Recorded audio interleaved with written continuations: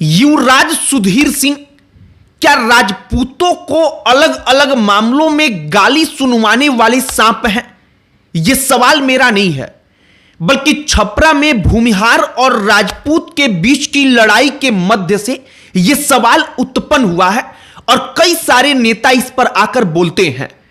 हमने मुन्ना ठाकुर जो मुखिया हैं, जिनकी जाति भूमिहार है, उनके पूरे के पूरे उस प्रेस कॉन्फ्रेंस को सुना जिसमें वो युवराज सुधीर सिंह के बारे में टीका टिप्पणी करते हैं।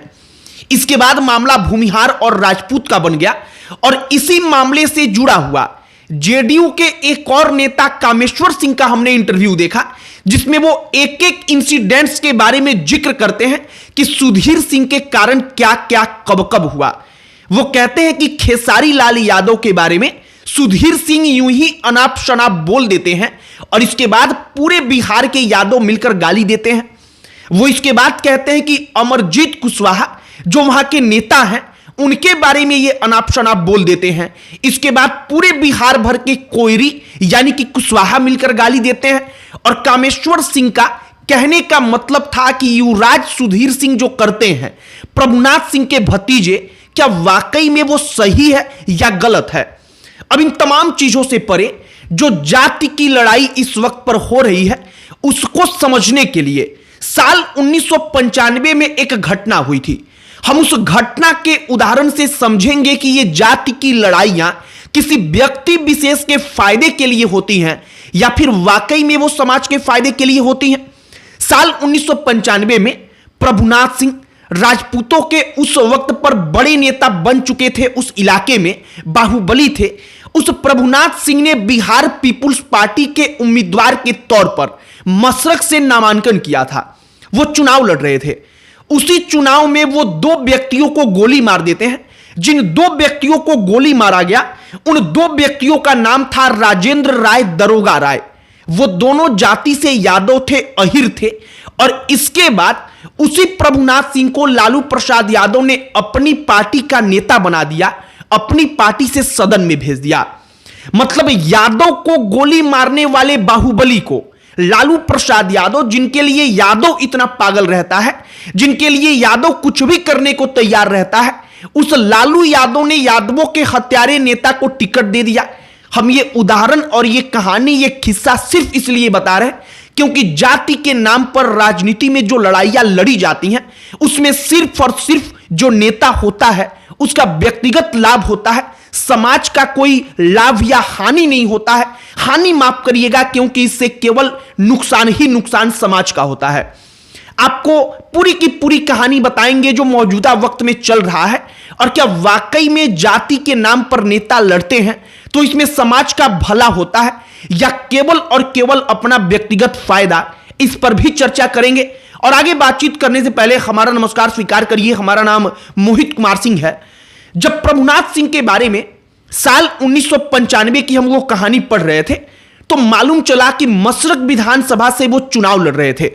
आनंद मोहन सिंह राजपूतों के नेता के तौर पर और अगड़ी जाति के नेता के तौर पर उस वक्त पर पहचान बना चुके थे। लालू प्रसाद यादव मुख्यमंत्री बन चुके थे। लड़ाई अगड़ा बनाम पिछड़ा की बन चुकी थी। आनंद मोहन सिंह की एक पार्टी थी BPP, Bihar people's party. Bihar people's party ने मशरक से विधानसभा चुनाव में उम्मीदवार बनाया प्रभुनाथ सिंह को। प्रभुनाथ सिंह चुनाव लड़ रहे थे तो बताया जाता है कि दो व्यक्ति राजेंद्र राय और एक और जो व्यक्ति थे जिनका नाम था दरोगा राय, उन दोनों लोगों को सिर्फ इसलिए गोली मार दी गई क्योंकि उन्होंने प्रभुनाथ सिंह को वोट नहीं दिया था। वो दोनों यादव जाति से ताल्लुक रखते थे। बीबीसी इसके ऊपर पूरी की पूरी रिपोर्ट उस वक्त पर बनाता है जब प्रभुनाथ सिंह को सुप्रीम कोर्ट से उम्र कैद की सजा सुनाई गई। मतलब कि देश के सर्वोच्च न्यायालय ने माना कि प्रभुनाथ सिंह ने उस दिन गोली चलाई थी। उस गोली कांड में 3 लोगों को गोली लगी। राजेंद्र राय और दरोगा राय दुनिया छोड़कर चले गए। एक और दलित महिला थी, उस दलित महिला के हाथ में गोली लगी लेकिन वो महिला बच गई।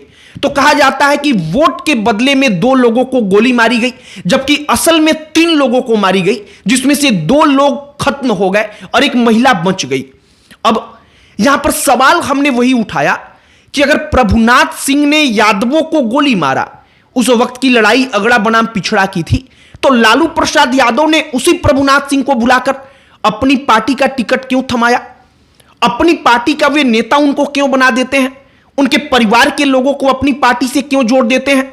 जबकि वो तो जाहिर तौर पर यादव वोटरों के हत्यारे थे और सर्वोच्च न्यायालय ने उनको सजा भी सुना दी है। कहने का मतलब है कि लालू प्रसाद यादव यादवों के बारे में उस वक्त पर नहीं सोचते।